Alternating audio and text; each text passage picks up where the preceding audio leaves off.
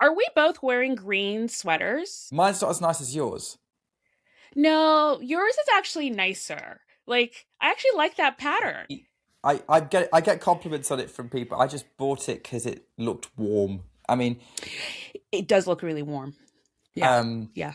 it's it is probably my warmest jumper. So So yeah, there you treat go. myself. Okay, great. So that was a great podcast, guys. Thank you for joining us for the sweater review. Just so you know, the best sweaters are dark green sweaters. Those are the best sweaters ever. Great. Awesome. Okay, see you on the next one, guys. Bye. Okay, great.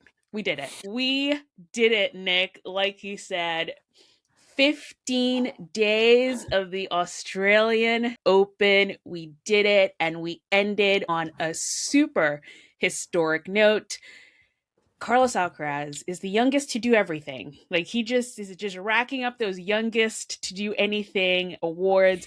We are here with you to review the Australian Open, the finals that happened over the last couple of days. And yeah, Nick, in the end, it was a pretty historic one. Yeah, I mean, definitely more the men's final. The women's, I would say, we'll see how that one pans out, but I think it sets the tone for the field and kind of confirms some things that we thought about certain players.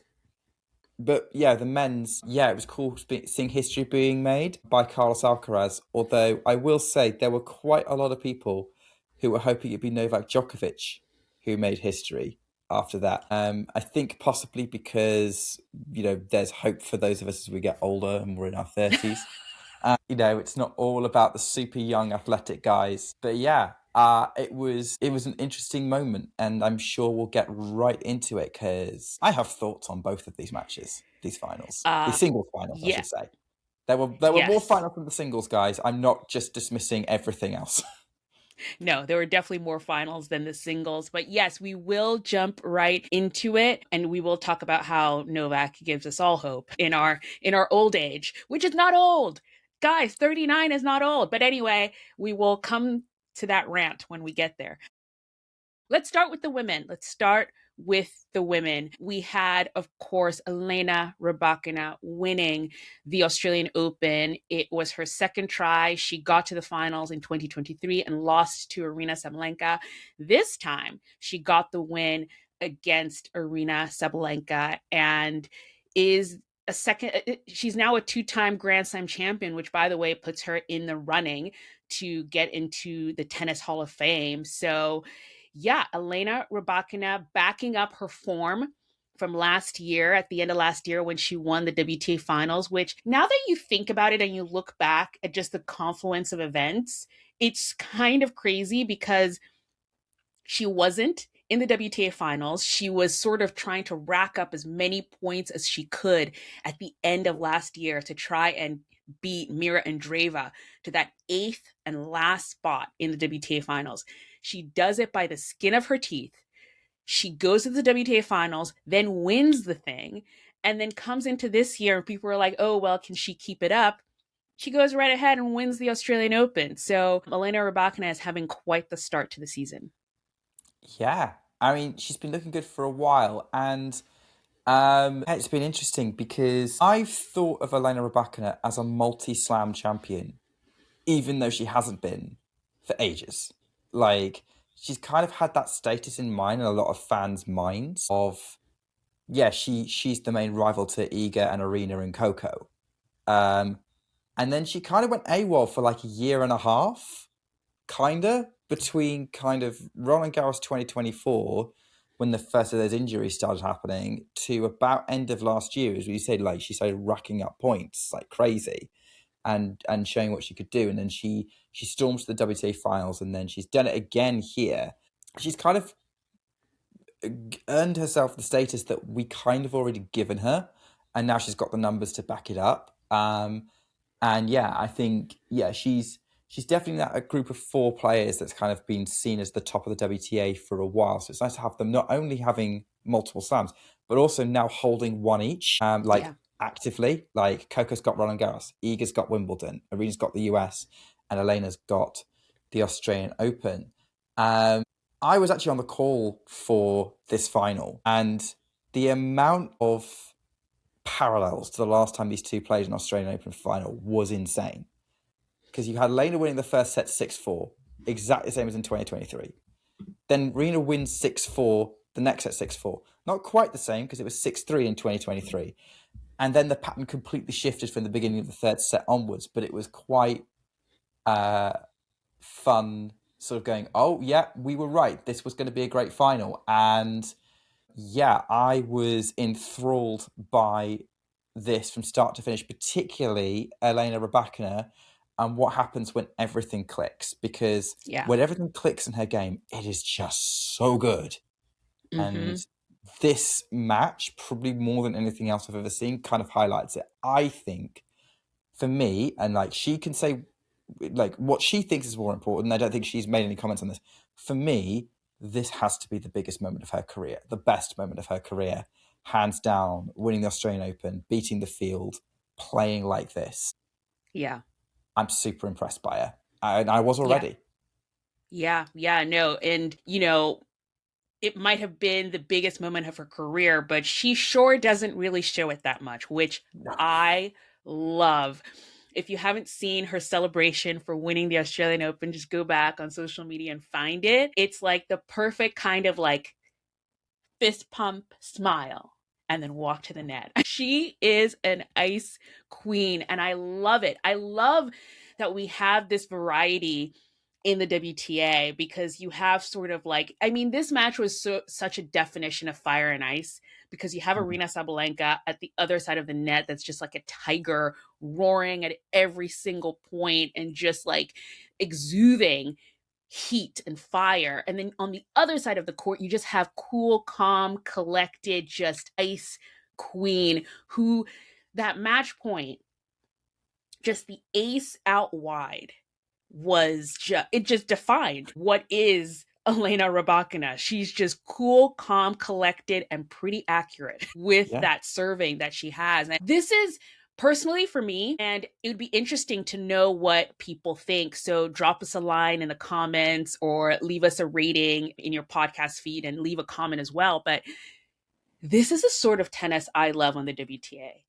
I think was it either Lindsay Davenport or Pam Shriver? I don't know who coined this phrase, big babe tennis. Was it Pam Shriver? No, actually, it was even older. Mary Carrillo. It was Mary Carrillo, even way back further. But big babe tennis is, I love that sort of tennis, just sort of hard hitting, big serving, just striking the ball, like those poor balls. Like it was like Elena Rybakina on one side and Aryna Sabalenka on the other side. And I was like, poor Dunlop. But it's just, it was electric style of tennis. And I really, really love that. And yeah, I super enjoyed this final. I was so happy it went to 3 sets and it was a real battle because I think the WTA finals deserve that. And these Australian Opens deserved it. So I was super, super excited by that. And also, it's one thing to talk about Elena Rybakina's kind of like response to winning the title. I also kind of want to talk about Aryna Sabalenka's reaction to losing the title because she gets a lot of, just flack all the time about the way she responds to things and whatever. But it is so awesome to see someone who cares and hates to lose. No one hates to lose more than Aryna Sabalenka. And it's just this, she's a sort of athlete that I love because if you look back in time at some of the best athletes in the world, like that's the one thing that they have in common is that they hate to lose more than they love to win. And I love her reactions to sort of like that sort of loss. And, if you watch her press conference, she was making a lot of jokes about like her team doesn't want to see her coming right now, or it's going to take like a few days before she can talk about the match and sort of analyze what she needs to do different. But Nick, what do you think? Because now we've seen, I think she's 4-4, Aryna Sabalenka. She's won 4 finals and lost 4 finals. For me, it's super impressive that she's even getting here so regularly. Like literally, I think Wimbledon last year was the only one she didn't get to the finals of. Like she just keeps getting to the finals of these Grand Slams, but she's also losing half of them.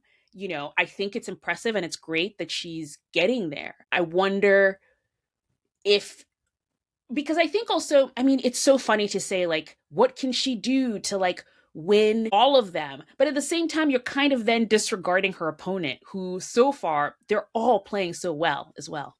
Yeah, strap in. Might be a bit of a monologue on this one. Um, if we go through these finals that Aryna Sabalenka's had, toughed out a win against Elena Rybakina to win her first one in Australia 23. She loses a tough one to Coco Gauff in US Open 23. She beats Jianqin Wen pretty easily, AO 24. She wins pretty easily against Jessica Pegula, US 24. Maybe not easy is the strong word. Like, I think Pegula kind of made those two tough sets in that match. She then loses to Maddie Keys in a close match. Loses to Coco Gauff in a tough match. Beats Amanda Anisimova, who looked like she might be coming back into the match. And then loses to Elena Rybakina in a really tough contested match. What's the pattern here? When it gets close, Aryna Sabalenka tends to lose. And a lot of people kind of go, oh, that's down to Sabalenka not being good enough in the clutch moments. But if that's the case, she wouldn't have won that first one, or she wouldn't have toughed out some of those tougher straight sets that she had at the US Open against Pegula and against Anisimova. Here's what I think is we want to see someone be the best they can possibly be. And in a lot of people's mind, if you're getting to the finals and you're losing half of them, that means you're not the best you could possibly be, which isn't necessarily accurate given the quality of the opponents. Like, Coco Gauff is amazing. And Elena Rybakina is amazing.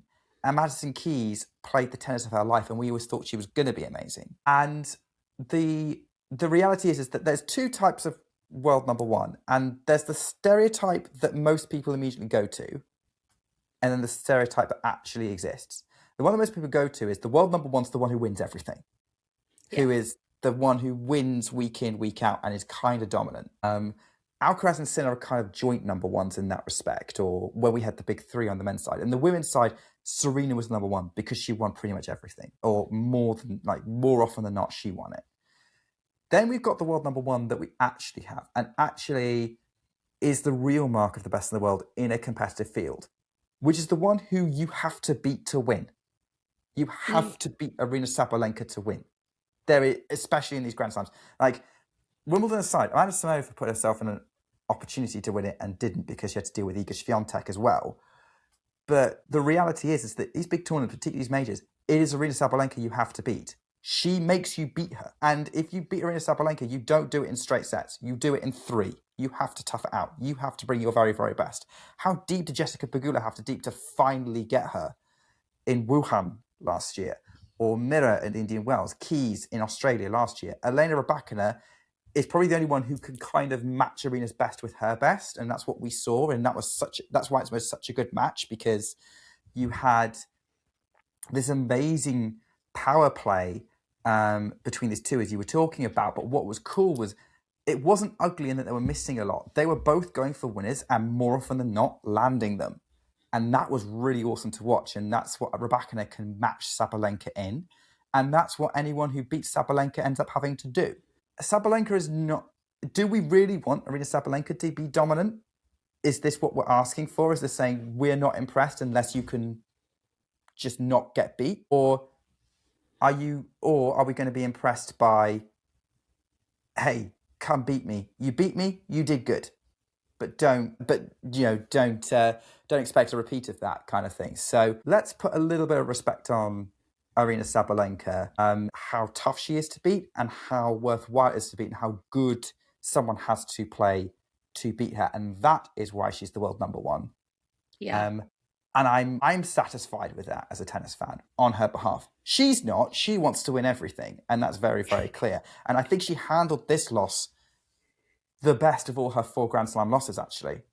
Yeah. To be honest, like, there wasn't racket smashing. There wasn't kind of complaining about the opponent, or kind of like, there was it sucks to lose, but she still had some grace about it.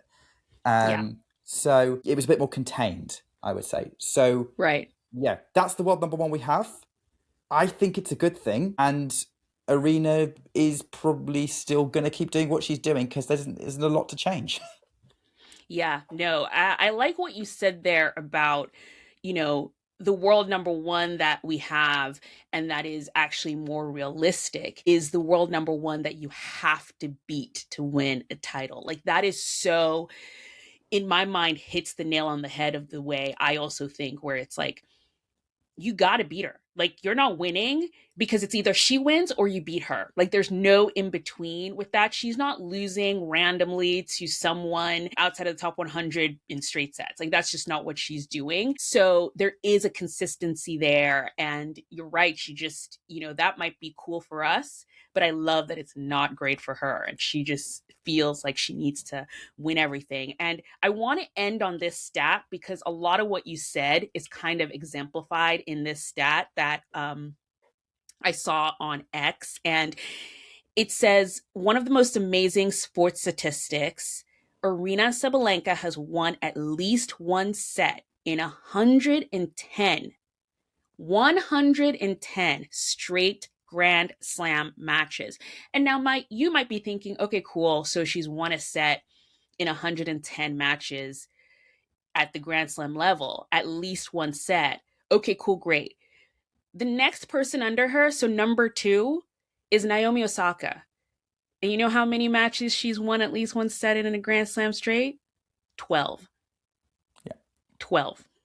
So that, I think, should just explain everything to at the level of what Aryna Sabalenka is working at right now. But I'm so excited for this year in the WTA, like, just to have these group of players in the top 5 and having a player like Elena Rybakina who can serve out of her serve is insane. Her serve is insane. And to have that popping right now, watch out for the rest of the hard court Grand Slams. I think it's going to be a battle between these two. And just to contextualize that stat you just said, the 110, like, as you said, that shows at the highest level, you have to beat her. She will not let you win in straight sets, like anyone of any ranking. Streak will go back years because you have to win 7 matches at a Grand Slam. She could get to the final and lose in the final of all of them, and she still would have played 28 Grand Slam matches in a year. That's like 4 or 5 years worth of Grand Slam matches. Like, this is why she is one of the top players and probably, and a deserved number 1. Yes. So now let's go to the men who, it was a historic final. Everyone's been saying it. It was between Novak Djokovic and Carlos Alcaraz. Novak Djokovic going for his 25th Grand Slam, and Carlos Alcaraz going for his very first Australian Open, and also for the chance to be the youngest ever player to reach the career Grand Slam. And the winner was Carlos Alcaraz. Carlos Alcaraz, at 22 years old, is the youngest player on the men's side to get to the career Grand Slam. And I don't know, this kid, because he's still a child, but he really is doing so much for the sport. I kind of slept through the beginning of this match, but I woke up at it's so funny, actually. Like, this is totally a random aside, but the match start time of the match, and I say this, if you're not watching us on YouTube, I'm saying this with quotations. The start time of the match was 3:30 a.m. Eastern. I woke up at 5:30 a.m. Eastern thinking, okay, the only way I'm going to see any bit of this match is either it went 4, or it's a 5-set battle or whatever. So I woke up, I turned on the TV, and I was like, okay, great. So where are we at? We're in the second set. And I thought, wait a second. This match was supposed to have started like 2 hours ago. And then you realize that, the match starts, they have a walkout that's like 10 minutes. They have a warm up that's 15 minutes. They have a thing at the net with the photos. And you're just like, okay, so the match started at like 4:15. Great. Got it. Awesome. But, yeah, it was great to watch. So basically, I watched it as I turned on the TV. Carlos Alcaraz was about to level it 1-1. So I actually got to watch a lot of the sort of like battle of the match. And, Novak put up a fight.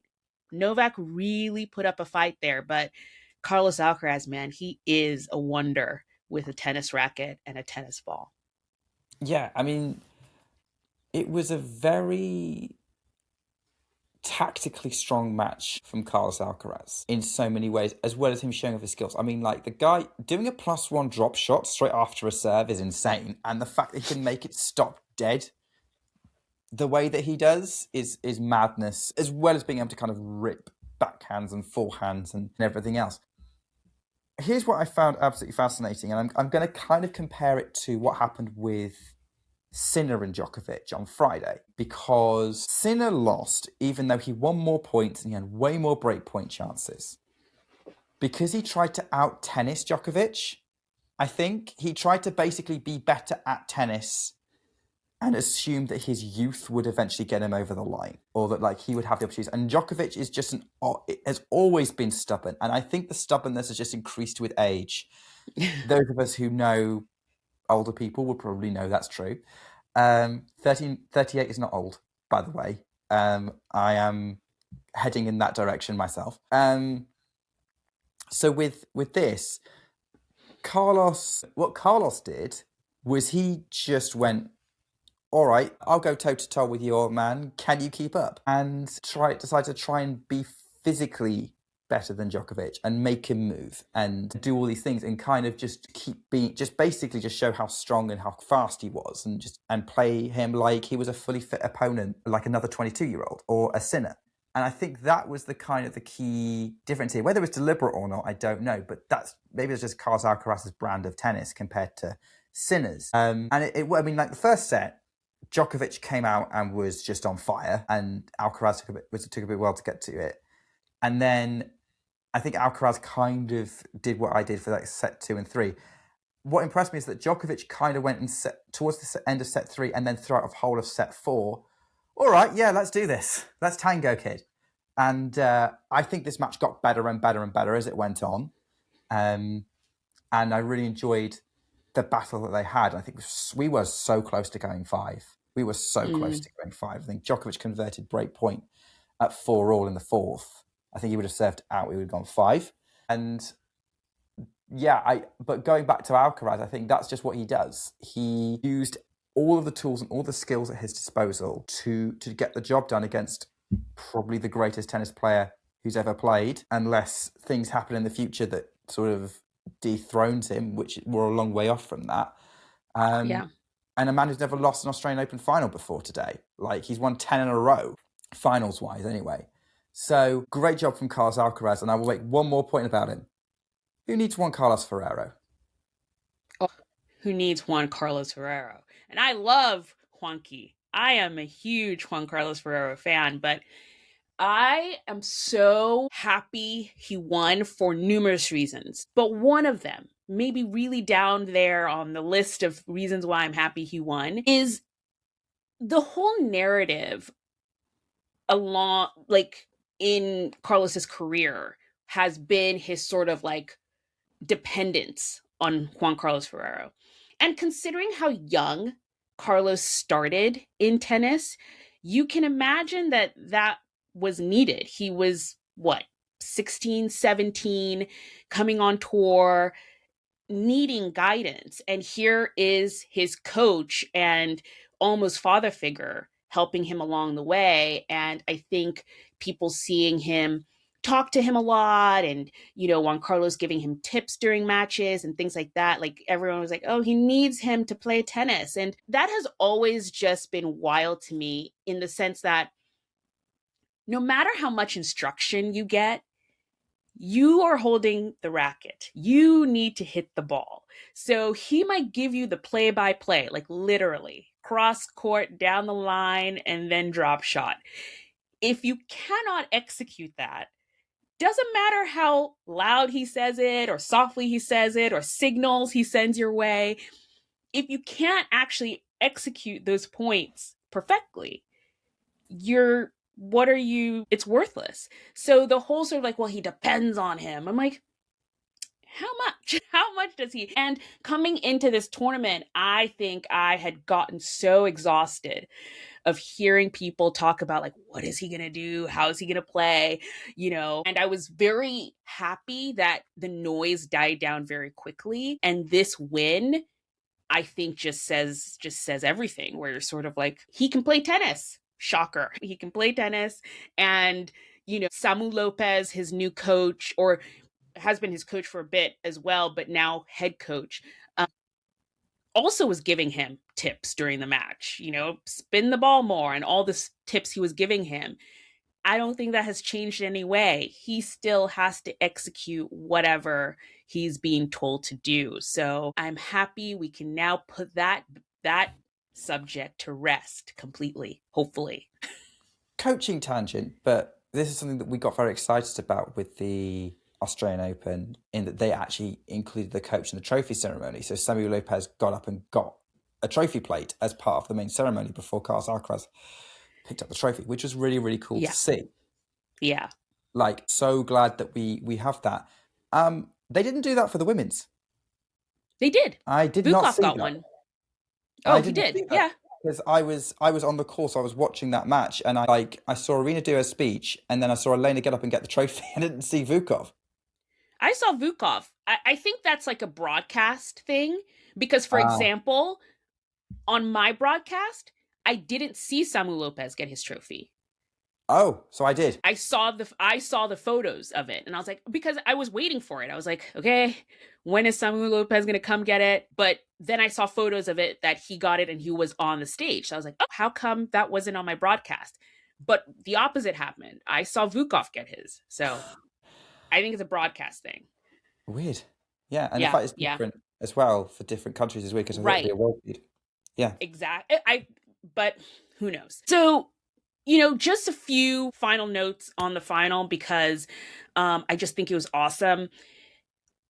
And I want to just talk about the two different players, but Carlos Alcaraz is just so, so good for tennis. Like, there was a point, I wrote it down, I think it was the second point in the third set.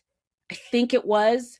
But it was 1-2 in the third set. Carlos was serving, and they're in this point. Novak runs out wide and does this sort of around the net post. It was phenomenal. Around the net post shot. Goes right onto the ball, hits inches away from the baseline. You're thinking, point of the tournament. Way to go, Novak. Such a physical pointing. He's running and stretching. And then Carlos digs it out and hits it for a winner. And I was like,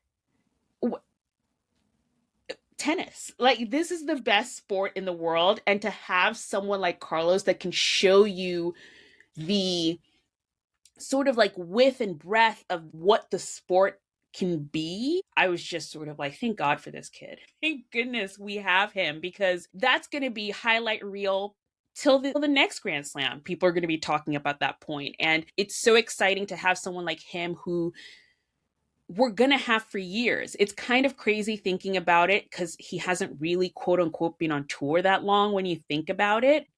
But he's been the youngest to get to world number one, the youngest to win a Grand Slam on all the surfaces, now the youngest to get the career Grand Slam. He has the same amount of Grand Slam titles as McEnroe, the same amount. So he is in position to get more than him. Who knows how far he can go? He wins one more, he's joint 9th of all time. Only 8 more people would have won more than him. Yeah. And he's only the 5th person ever to get the career Grand Slam on the men's side. In the professional era. I think in the open era. Yes, in the open era. Yeah. That's all I count. I'm so sorry, guys. I don't really count the non-open era. I mean, I do for the women, but not for the men. I don't count it, because it doesn't. For me, it just does. Just because of the way you just said that, where it's I don't, and you don't do it for the men, you don't do it for the women. I'm like, that period of time, it's great. The history. We had Rod Laver in that era. We had Margaret Court in that era. We had some great people in that era, but we will move only open era forward. And then Novak, just really quickly on Novak. I mean, I remember watching at the end of that Jannik Sinner match, I was like, I got to hit the gym. I have got to go to the gym, because part of me, I really do hate the age thing because in the real world, 38, 39 is not old. Okay. That is not old. But I understand as an athlete at this level, at this physicality, playing against Yannick Sinner, Carlos Alcaraz, the most physical players of the sport. And he's just doing it like it's nothing. And it's not nothing because you can see how much it's taking away from him. But he's also, his sort of fight, his grit, his ability to just sort of like play through it, it has been incredible to watch in these last two matches. So I think he definitely deserves the sort of appreciation that he's getting for his longevity in the sport. Yeah, absolutely. I think, something I was talking about with people today about Novak was it's impressive that he, out of all of the people who are contemporaries, his body has held up the best. He's not only beaten a lot of his fantastic contemporaries like Federer, Nadal, and Murray multiple times with leading head-to-heads, some slighter than others, and maybe a few technicalities in there, particularly with Nadal. But he not only beaten them outright, but he's lasted longer than them and looks like lasting even longer. Murray is a week older than him, and Murray just basically wore himself out last year in the end and had to stop. Nadal was not long before that. So it's so impressive what he's done and what he's still able to do and how he's still able to beat everybody else. Like, he's back to world number 3, and we kind of always thought of him as the third best guy behind Sinner and Alcaraz. And age isn't slowing him down. It's really, really impressive what he's able to do and how he can still use the tools at his disposal so well, and that he can keep up with these guys on a physical level for quite long times. He can still deploy his weapons really, really well. There's not much of a sign of fading other than his energy levels might be a bit lower. That's Yeah. it. So, Yeah. yeah, bring it on, Novak. Well done. I thought that I think this is kind of just keeps underlying that, what I said earlier, that until Alcaraz starts getting closer to his numbers or whoever, he's the greatest. Yeah. Okay, really quick, just to look back at the tournament in general and talk about some of our thoughts. These Australian Opens, I don't think, and here's the thing, it's so kind of, and sometimes this is how easily a tournament can sort of shift and change. Because if we're addressing it just from the tennis, before these finals, I could have been like, yeah, they were fine. It was like, whatever. For example, if we had just gotten another Synchroaz final, I'd have been like, okay, cool. That's just what it is. Or, you know, even on the women's side, like, although I feel like the women's side is just a bit more exciting, I feel like whatever final matchup we would have gotten there at the end, I would have been super excited about it because there are just so many intriguing players with different storylines. But both finals, the women's finals and the men's finals, really elevated this tournament in the terms of the tennis, because going through it, you're like, no, there weren't like that many exciting matches that I could latch onto that I would remember, for example, 4 or 5 years down the line. Well, now with these finals, I'm like, oh, well, I'm going to remember this, obviously. So I think with that, these Australian Opens have been pretty historic and will be remembered very fondly. And then with the tournament itself, or I mean, like, actually, let me let you speak about how you feel the tennis at this tournament stood up before we get into kind of what the tournament itself without the tennis was like. I would agree with you. I think it's the better way round to have exciting finals with a dud tournament leading up, because I've seen so many Grand Slams that are the opposite. Like, we have some great tennis the first week or even into the beginning of the second, and then it sort of fizzles out, and then you don't really remember that tournament as much, but you do remember the tournament for the finale, for the big moments. And I don't necessarily think, yes, all right, we weren't having these really blockbuster clashes throughout the tournament, sort of from the sort of the midsection to the end. Like, there was some stuff in kind of the first, second, even third rounds that was really interesting. Like, what was the last match we were really hyped to? Mboko against Towson, Yeah. in round 3. That was so good. But the tennis was still pretty good. The tennis itself, being played was good, and you could see that there were moments of interest and story before we got to the semi-finals. But I am really, really happy that we can celebrate an epic weekend of tennis, starting with the men's semi-finals, going into that amazing women's final, going into a very intriguing and special and historic men's final.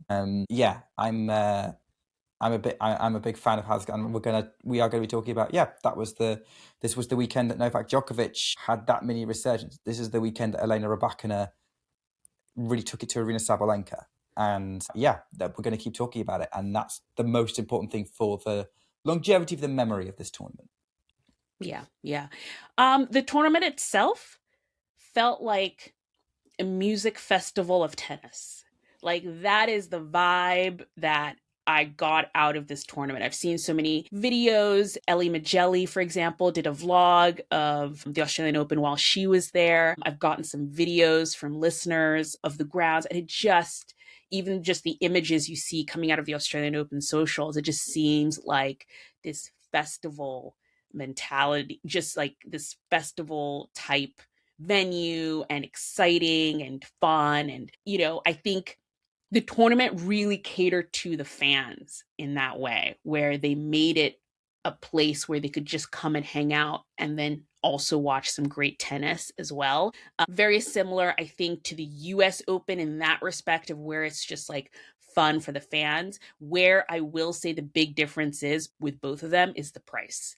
The Australian Open is just so much more affordable to attend. And even with the men's final, which I was seeing some Australian outlets like talk about the prices of the tickets for the men's final, which were, they were in the thousands of Australian dollars. I think some of them were getting close to 2,000 Australian dollars.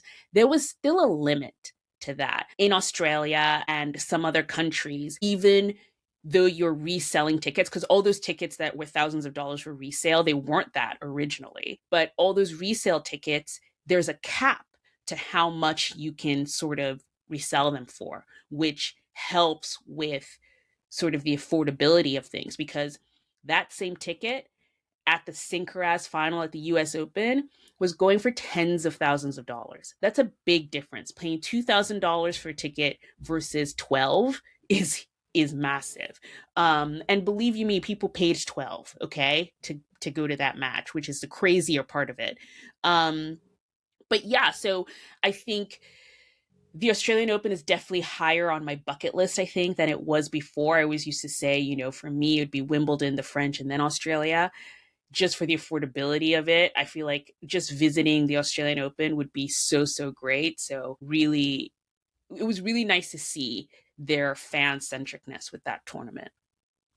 Yeah. Funny enough, I had a similar experience of like watching this tournament and just going, yeah, I love the vibe. I love seeing sort of this behind the scenes of what it's like there, and this sort of fan friendly feel, and sort of this kind of still kind of community feel to it as well, and still this kind of proper groundedness to it, despite all the and the excitement and everything else. And yeah, I'm kind of with you, to be honest. I would say that now, because I've been to Wimbledon, it's my home slam multiple times. I think Australian Open is probably the slam outside the UK I most want to visit. I think that just looks like such a great experience. And Yeah. maybe it appeals to me more as a Brit. I don't know. But that Yeah. seems to be where I'm at with it now.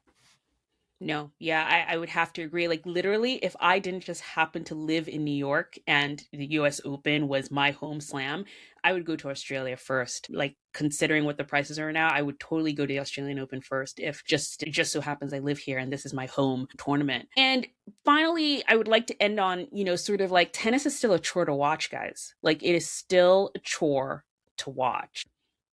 It's one thing, because as someone who works in film and television media, I almost understand where the companies are coming from in these sort of prices that they're putting up and for the product. My problem is that it's just not clear. It's not crystal clear what you need, when you need it, how you need it. A lot of people watching the Australian Open, they prepared. they went out and they got their ESPN Plus and then they were ready, only to find out, oh, no, this actually kind of changed. You had ESPN Plus last year. Now you're going to need this new thing called ESPN Unlimited.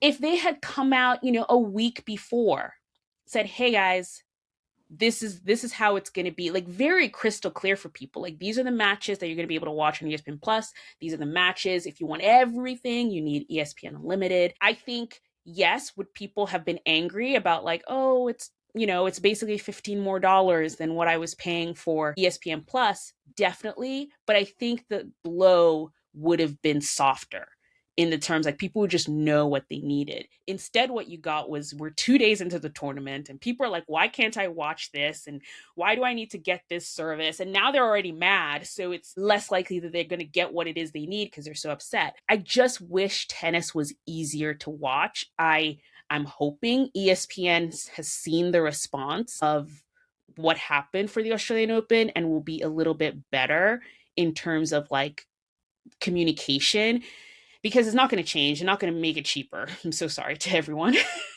They're not going to, like, turn around and be like, oh, it'll be $25 next time for Wimbledon, or for Wimbledon, because that's the next one that they're covering. But yeah, and unfortunately, the reality of the issue is, like, ESPN has, unless they give up the the rights, which I don't see them ever doing, they have this to, like, 2037, I think, the rights to the Grand Slam. So we're just going to have to deal with this a little bit longer. I just wish it was easier for people to watch tennis. Yeah. No, I get it. And I mean, I haven't experienced this because I'm not an American. I'm not in the US. I don't watch tennis on the US service, but I would be in a similar situation of, gosh, okay, so I can't actually watch this thing that I thought I could, and I have to pay a bit more for it and have to really think about it. Honestly, I probably in your position would have been tempted to just not bother and just stick with ESPN Plus and just watch what I was getting. But with this, like, yeah, you're right, Wimbledon's the time one to improve where they can kind of be really clear on, and maybe they will, because Wimbledon, I think, is going to have a bigger audience than the Australian, because of time zones, because of the history. Like, Wimbledon is as big as the US Open in terms of reputation in the US, so they're going to have to for that. I think almost my experience was kind of opposite, in that I was kind of sat watching on TNT going, kind of wish Sky did this for the tour, or kind of, especially being able to watch matches back, or at least, I think Sky do let you watch matches back, but it's not easy to navigate and you have to pay extra for it. So, like, that was a real, that was something that I quite liked. But also I found their coverage was quite easy breezy. They had a good team. I think the one thing I would say, again, for the cost thing would be, you've probably had quite a lot of people who just sign up for the tennis and then sign off. Can you just not give us a tennis pass for, like, 2/3 or 75% of the price? Yeah. Like, I'm not even talking 50%, like, because I could easily watch other things that you've got, and sometimes I did. I used the opportunity with this TNT subscription I bought to watch the Champions League football with a friend. So, yeah, can you give me a tennis pass I'll pay for? Like, Yeah. I'm not asking for a massive discount, but I'd be up for that. Yeah. No, it's funny. I think what I've realized just now from what you said is that ESPN and Sky are the same and TNT are the best, because, again, I cannot wait till Roland Garros comes around, because the TNT coverage of Roland Garros was excellent. The on demand was easy to navigate. I knew where to go to watch, like, playbacks and things like that. The commentators were fun and exciting. And I really did think that ESPN would learn from that and, like, do that. But here we are. But yeah, I think that's what I'm learning. Sky and ESPN are friends. They're buddies. They go to the same school. Okay, some other news. I wanted to bring this up because, we're all out here talking about history and, breaking records and things like that. And we need to talk about the one and only Tokito Oda. I told you all to follow the man on social media. He's super fun. But Tokito Oda, at 19 years old, is the youngest tennis player to own all 4 Grand Slams. He won the Australian Open wheelchair event, and he's now won all 4 of them at the age of 19, the youngest to ever do it. So I want, to recognize when recognition is due, or I don't think that's how you actually say that phrase, but I'm so tired. But yeah, he did really, really well, and he's just such a fun player to watch, and he's changing the game on the wheelchair side of things and really pushing the guys there. So it'll be fun to watch him going forward. Oh yeah, he's going to be a huge star on the wheelchair scene and hopefully keep growing that side of the sport as well. So that's going to be exciting. Um, are we going to run through any of the other champions? Because I know there's definitely one we want to Yes. talk about, which is Yes. okay, cool. Oh wait, you mean who? Chris Harrison is a Grand Slam champion with Neal Skupski. He is. Oh, you know what is so crazy? I was like, I thought we talked about him already, but I probably just talked about him on the daily catch-ups. No, no, yeah, you update. So, like, obviously, if we want to point people to go watch the reels, absolutely go listen to that. But yes, I watched. So yeah, 100%. Chris Harrison, Grand Slam champion. We haven't talked about it on the podcast. Awesome job, Neal Skupski. We've been following Chris this whole career. It's that United Cup bounce. The United Cup always might not help the singles players, but it helps the doubles players because Jan Zielinski did well getting to the semis there as well. Yeah. It turns out Chris and Neal handled the Australian crowd really, really well and got the job done. And I think it's really interesting, by the way, on this, the coverage of it. I don't know what it's been like in the US. Mm-hmm. I don't know whether everyone's going mad. Oh, whether there's been any mention of Chris Harrison in the US coverage. We've been talking about him a lot. And it's as if, oh yeah, Chris Harrison won the doubles with, oh yeah, some guy. The British coverage has been the opposite. It's all been about Neal Skupski winning it. And probably not even a mention of Chris Harrison, like at all, really. And it's just so funny to me that, like, he has a doubles partner, right? Like he didn't win it by, these guys didn't win it by themselves, but it goes to show that they're a great team. And if Neal gets back together with Joe Salisbury when Joe Salisbury comes back, which looks likely to happen, then Chris Harrison's going to be a very, very in-demand doubles partner. Yeah, yeah. Unfortunately, at least in the ESPN coverage that I've been watching, doubles is not mentioned a lot at all. Like it was mentioned, obviously they talked about it, and maybe also, to be fair, I have ESPN Unlimited. So I'm just watching the matches and whatever sort of post-match interview people are doing. There is a different sort of like there's ESPN coverage where they analyze the matches and talk about it. I'm not watching that. No, I'm just watching the matches. So maybe there's somewhere where they're talking about Chris Harrison that I just have not seen. I just actually think it's super funny that, Neal Skupski, obviously he is British and, they're talking about him a lot in the UK, but also he went to college here. And the amount of times he talks about LSU, the college that he went to, and I think he thanks LSU in every acceptance speech. And I think there were a group of Americans that were following every single match that they did, and they were in the stadium cheering them on for every match up until the finals, and then they won. And I believe they took a selfie with them at the end. Neal Skupski feels more American than he is Brit. Like in my There we eyes, go. because I'm like he talks about LSU. He has these American fans cheering them on, and in his trophy photo, he puts on the LSU baseball cap. I feel like he's a bit of American, but yeah, no. I'm so exhausted, so I totally forgot we hadn't talked about that on the podcast. But if you do follow us on Instagram, you'd have seen all of our daily coffee catch-ups for the Australian Open, which have been going really great. The last one is already up, so you can check it out there. One more winner, different tournament. The Philippines WTA 125 was won by the one and only Camila Osorio. She did it. That off-season bounce is real. It's a real thing, guys. At first, I was like, "Oh, it's interesting. All the off-season players are doing well."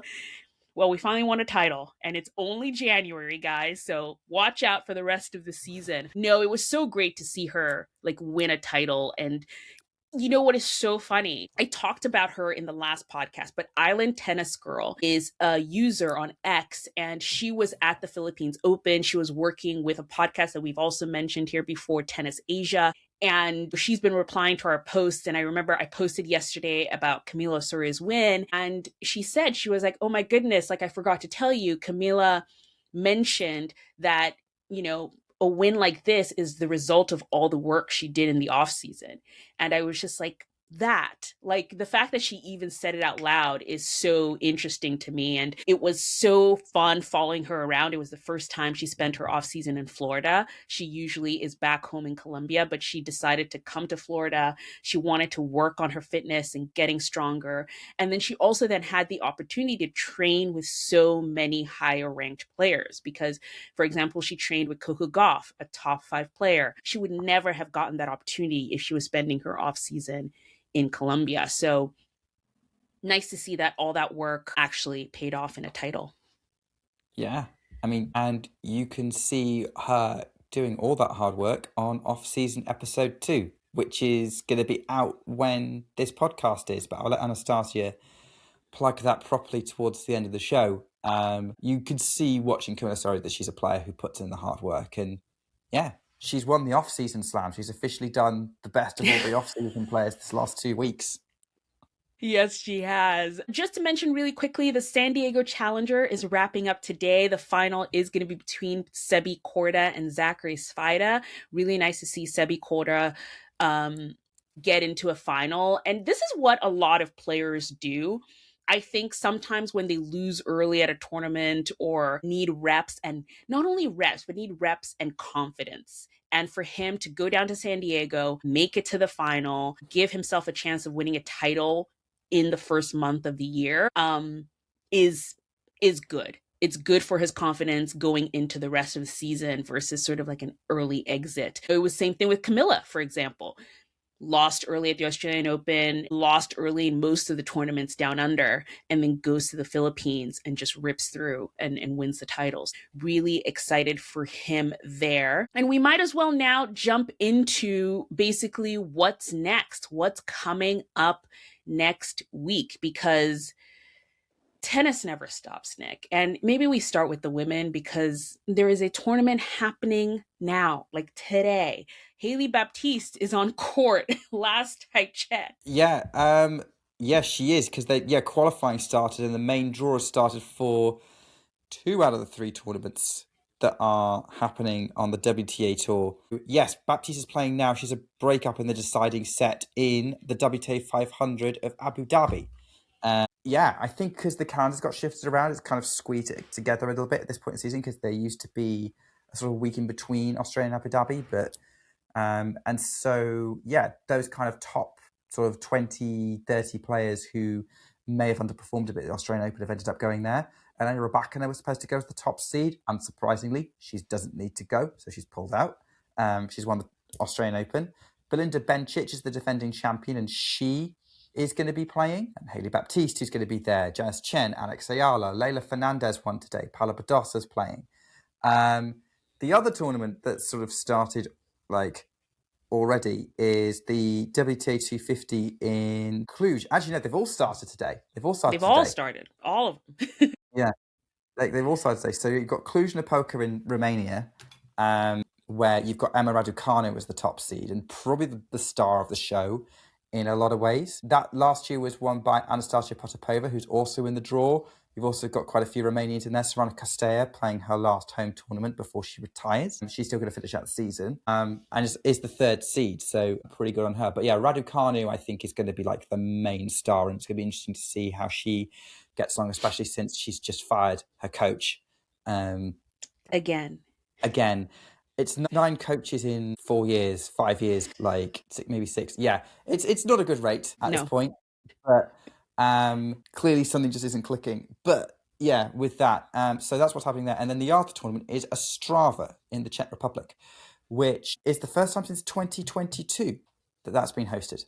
So it's been off the calendar for a couple of years. Last time it was happening, it was a WTA 500, and the final was Barbara Krejcikova beating Iga Swiatek in a mega 3-set match that ended up being one of the best of the year. It's back as a 250, so it doesn't quite have that field. It does have Alicia Parks, it does have Tatiana Maria, it does have Katie Bolter, among others. So yeah, WTA tour is very much back in full swing, whereas the ATP tour it's not taking a break, but there's definitely going to be less ATP tennis. Yeah, there's definitely going to be less ATP tennis. For me, weirdly, it's funny because at first I was just going to do Davis Cup. It's going to be Davis Cup qualifiers. The Americans are playing. Ethan Quinn, who is an off-season athlete, is going to be playing his very first Davis Cup. So I was going to pay attention to that. And then, the ATP tournament in Montpellier, which is a 250, is also happening. And I was going to sort of like maybe take a look at that. And then they said Arthur Fils was coming back. So now Yes. I'm watching all the tennis. Thank you.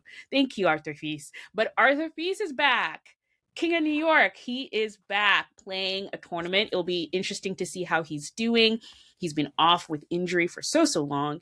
Um, but Montpellier is happening. It's starting on the 2nd, so tomorrow. It was won by FAA last year, and Felix Auger-Aliassime is playing again, along with Kaboli and Hubi Hurkacz. If you see the theme there with those players, those are all players who lost in the first week of the Australian Open, so hoping to go to Montpellier and get some reps. So yeah, that is what's happening next week. A little section that I kind of want to add is to check out what the off-season players are doing every week that we do a podcast. But like I said, Ethan Quinn is going to be doing Davis Cup. Eliot Spizzirri is, the next time we see him is probably going to be qualifying of Dallas, which is next week, like the kind of weekend. So starting Saturday, actually. Colton Smith is going to Cleveland for the Cleveland Challenger, which he won last year. So he's defending the title there. Camila Osorio is in qualifying in Doha, which is Doha? I don't know why I'm spacing right now, but is Doha 1000? Doha is a 1000. So, guys, we have 1 week Yes. after the Australian Open, and then we're back into 1000s. Just for the Yes. women, but next time we record a podcast, a 1000 will have started. Yes, that is correct. And Hailey Baptiste, as we said already, is on court right now in Abu Dhabi. Tennis. Man, Nick, it is time. It is time for the player of the fortnight. It has been a while, guys. We have not had, I was looking back because we now are trying to be organized and we have a whole list of all our past players of the fortnight and all of that. And so I was looking back to be like, oh, when was the last time we did player of the fortnight? It was like the 2nd of January. So obviously so much has happened. We didn't really want to do it during the Australian Open and all of that, but it is time to look back at the past 2 weeks and talk about the player outside of the top 20 that impressed us. Do you want me to start or do you want to start? Let's let's go with you. I think let's go with you. Okay. I think you're very excited to talk about your player, and I have seen it, what you've decided, and it's kind of the obvious choice. It is so obvious because if you think I was not going to pick Eliot Spizzirri, you are out of your mind. But Eliot Spizzirri is my player of the fortnight. What an Australian Open this young man had. Got into the main draw. It was his first time direct into the main draw. And, just played some phenomenal matches and just ended with that epic performance against Yannick Sinner. Because I think a lot of the sort of when people look back at it really quickly, they're thinking, oh, well, it was the heat and Yannick Sinner melted and that's the match. But for those first 2 sets, Eliot Spizzirri played out of his mind and just played so well and tactically well too. Like he knew what he was doing. And I think it was a great sort of show of what he's capable of. And then I'm sure for him as well, it was a great way to test himself against the best of the game and see what he needs to work on in the future and how he can just keep getting better. I think it was a really, really great jumpstart for his season. And excited to see where this season takes him because I think he could do really great things and he is one to watch. Very easy to watch him on a ground pass. He's still outside of the top 50, but climbing. So don't look back when he's in the top 20 and you're sort of like, oh, I couldn't follow him. No, we're warning you now. Follow him now. Follow his journey. Yeah, I think his could be a journey worth following because he's not going to be low ranked for long. I don't think. Not if he's challenging Yannick Sinner in the way that he did. Okay, So I had a few different options for Player of the Fortnight, but I think that a lot of the theme we were talking about this Australian Open was the WTA Next Gen.